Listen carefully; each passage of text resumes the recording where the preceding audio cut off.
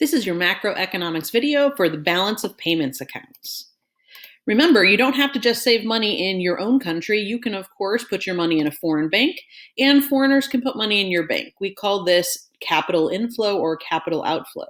So as foreign money comes into the United States, we call that net capital inflow.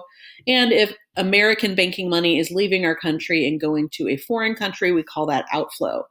Now, typically we're talking on balance. Is there more inflow or outflow? So therefore we're talking on net. Is there net inflow or net outflow? Payments, therefore, come into or move out of a country, and the United States has a balance of payments account where they track all of these payments.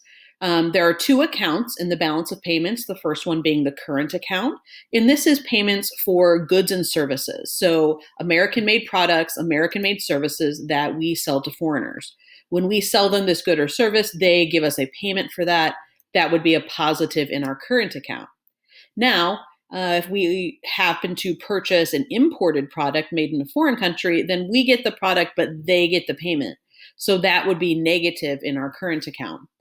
The current account's major portion is going to be our net exports, or I should say payments for net exports, or the trade balance, which of course can be balanced, trade surplus, or trade deficit. There's two other things that are included in the current account: net international transfers.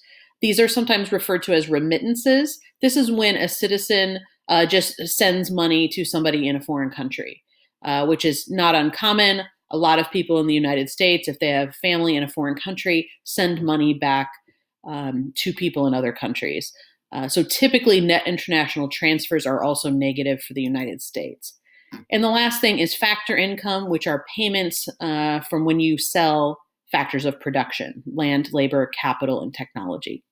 So the current account is mostly made up of payments for American-made goods and services sold to foreigners, or what we would refer to as net exports. The second account is financial account, and this is American sales of financial assets like stocks, bonds, and government securities, or capital inflow minus capital outflow. The U.S. can also sell financial products to foreigners, and of course we do this at length. The United States sells U.S. Treasury securities and bonds to all sorts of people, corporations, foreigners, foreign governments. And they, of course, pay us for those things. Anytime we have a deficit, we, of course, sell bonds to foreigners. That brings in capital inflow.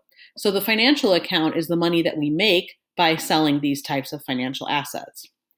Now, the current account and financial account have to balance. The current account generally in the United States is negative or in deficit. That means we have to sell bonds or stocks to foreigners in order to create a surplus in the financial account. And that's how we pay for the deficit in the current account.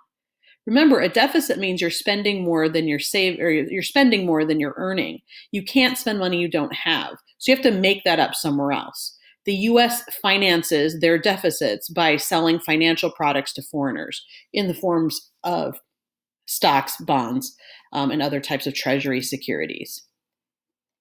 And this creates capital inflow into the United States. And so if our current account is in deficit, our financial account is in surplus by the exact same amount.